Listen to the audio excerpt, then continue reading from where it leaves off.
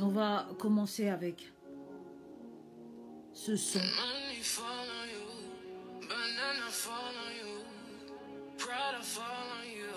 Cette fraction du temps où l'on essaye de ne pas basculer.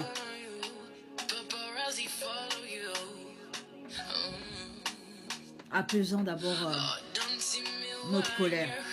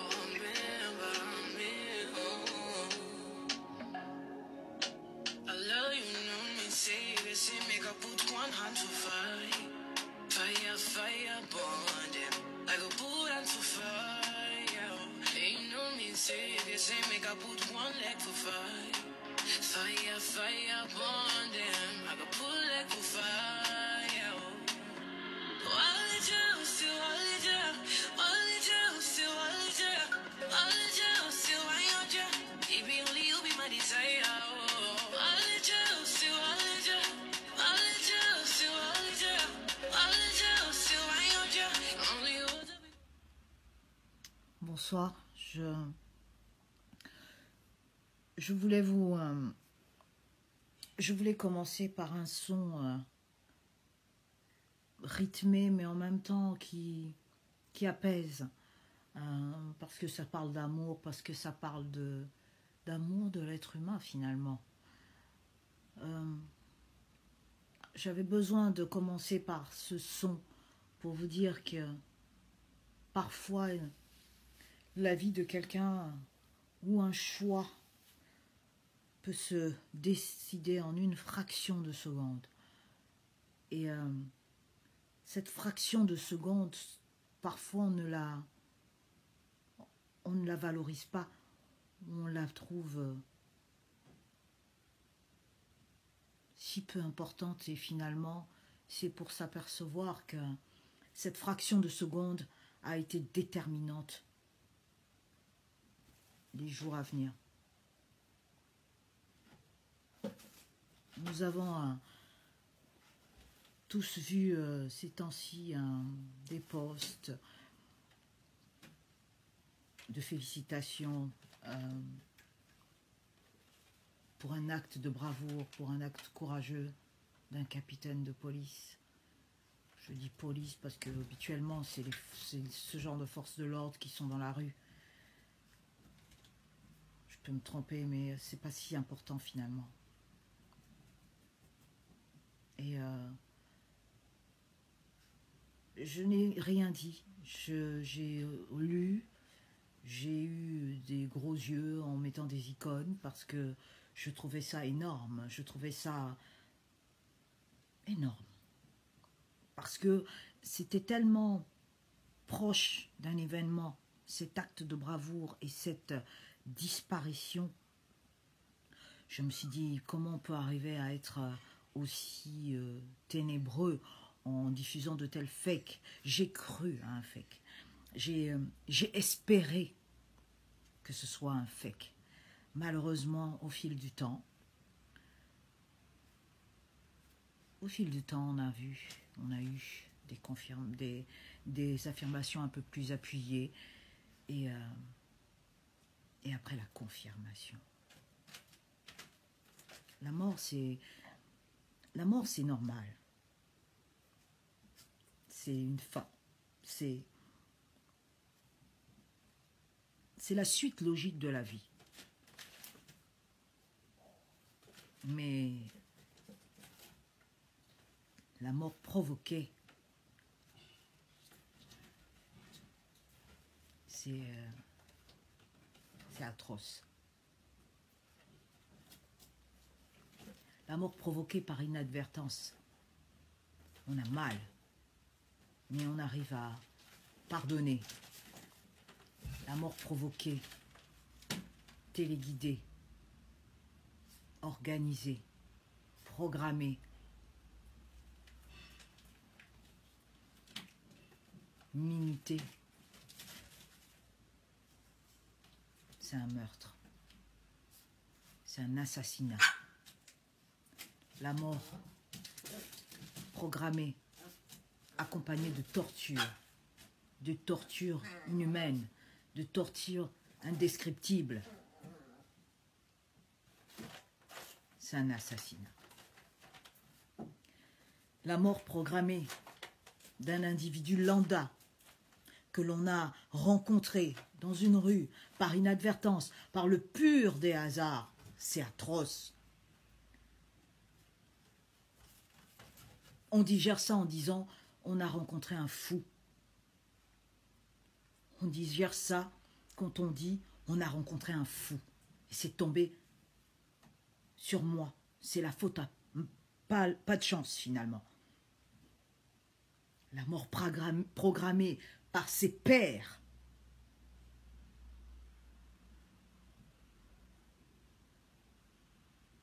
C'est waouh, quoi. J'ai longtemps cru qu'il y avait certains humains qui avaient la possibilité de prendre le pardon et de l'attraper à bras-le-corps.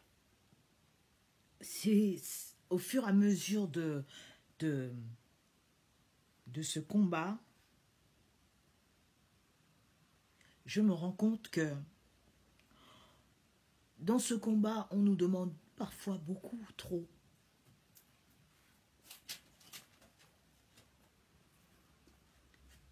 On nous demande de se transcender en des anges, des espèces d'anges, face à l'ignominie, face à l'injustice, face à la mort cruelle.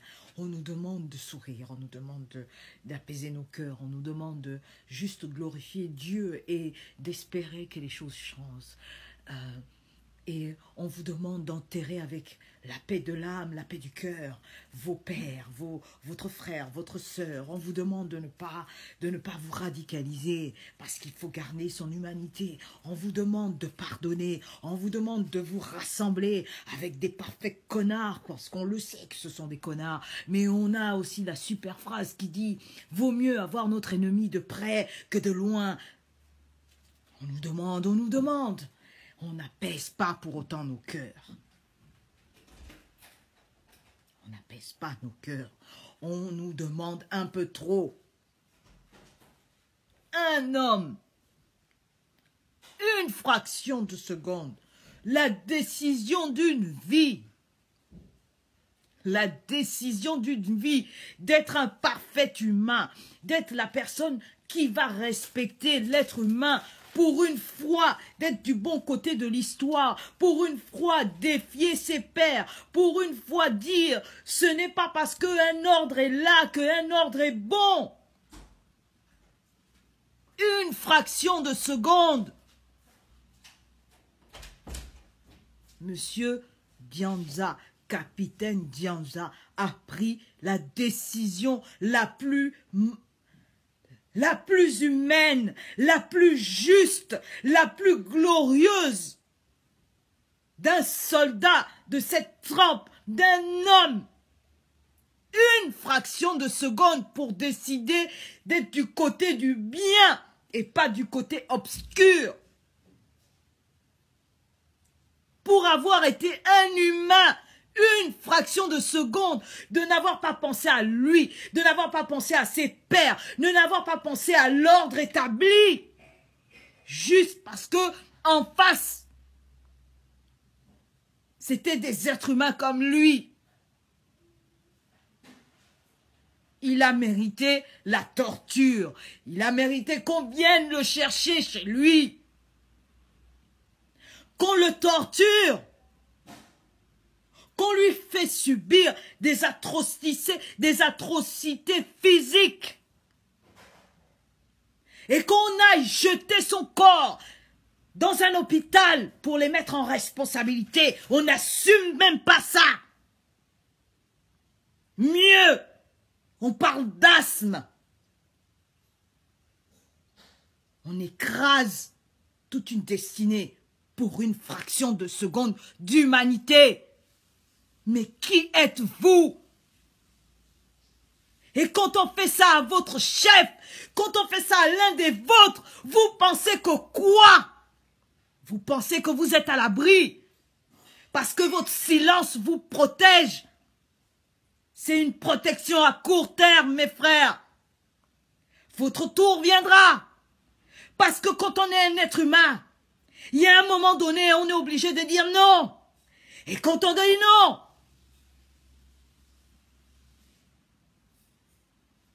dans un pays comme ça, on mérite la mort pour avoir eu une fraction de seconde de l'humanité en soi. On mérite la mort, pas la cour martiale, la mort, la torture. On est un pays démocratique, Madame Estelle Flore. Le Gabon baigne dans la paix, la concorde. Avec ça, Madame Estelle,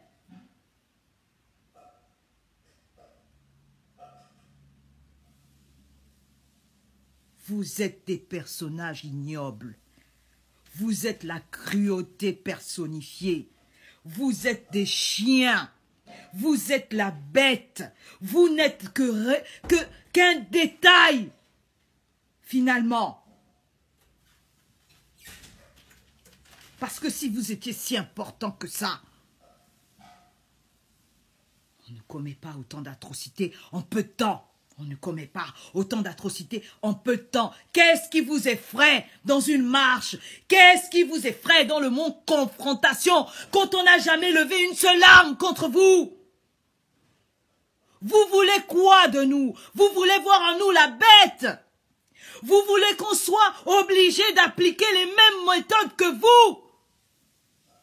Parce que c'est ce que vous allez nous pousser à faire de façon cynique, de façon non assumée ouvertement, en douce, un à un. C'est ce que vous allez récolter. Parce que ce que vous faites au fils d'un être humain, au père de famille de quelqu'un, au mari, à l'oncle, je peux vous assurer que vous aurez le même sort, un jour ou l'autre. Mais qui êtes-vous? Qu'est-ce qu'on vous a fait? Qu'est-ce qu'on vous a fait? Qu'est-ce qu'on vous doit? Dites-nous, parce qu'on ne comprend plus rien. Est-ce que c'est forcé de vous respecter quand vous nous humiliez? Est-ce que c'est forcé de vous respecter quand vous nous enterrez par tas dans des gros trous que les Blancs appellent charniers? Le terme charnier est reconnu dans les lois contre les crimes de l'humanité. C'est la première fois qu'on utilise ce genre de terme au Gabon. Qu'est-ce qu'on vous a fait? Comment vous êtes là, des êtres humains? Vous êtes capables de tuer l'un des vôtres par torture parce qu'il a eu une fraction de seconde de l'humanité. Mon cœur est en rage totale. Vous n'êtes pas des hommes. Vous faites ça toujours au petit matin. Encagoulés, même pas les couilles de montrer vos visages. Assumez vos actes. Et après vous falsifiez. Et après vous terrorisez toute une famille pour que la famille se taise.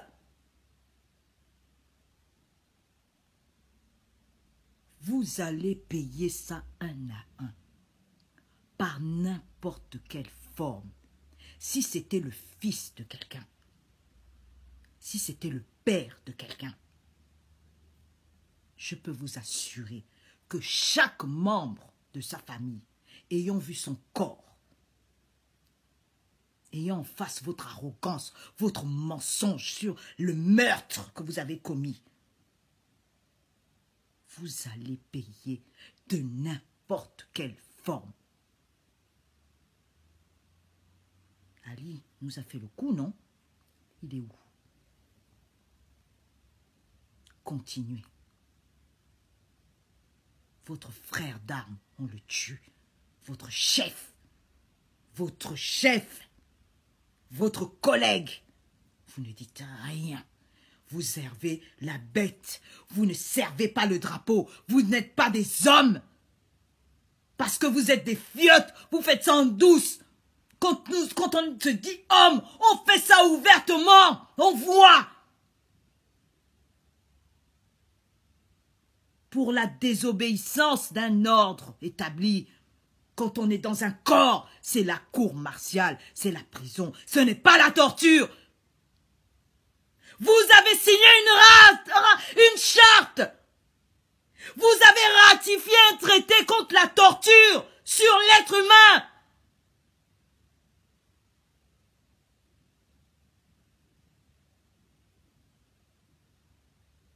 Vous allez payer ça un à un, sous n'importe quelle forme. Si Dieu existe, si nos ancêtres nous écoutent, vous allez payer ça sous n'importe quelle forme. Vous avez arraché à une mère, vous avez arraché à une femme, vous avez arraché à un enfant, un être cher. Après, vous venez nous exposer ça dans un hôpital militaire pour dire que non, il est mort là. Mais comme la vérité finit toujours par arriver, si nous, qui sommes à l'extérieur, nous sommes au courant de vos exactions, vous, ces pères, vous êtes encore plus condamnables. Parce que quand c'est comme ça, on démissionne tous. On fait la fronde en groupe quand on est un homme. On ne se désolidarise pas. On ne joue pas à la fiotte. On ne joue pas à la femmelette en se cachant, en disant, vous avez dit, il a voulu faire quoi? Il a voulu tout simplement être un être humain, bande de chiens.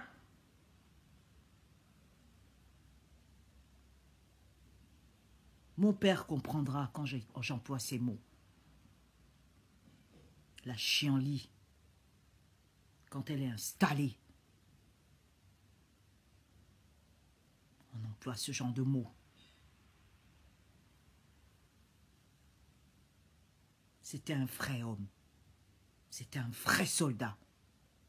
Cette fraction de seconde, il a respecté ce pourquoi il s'est engagé. Le respect, la protection du drapeau. Et pas autre chose.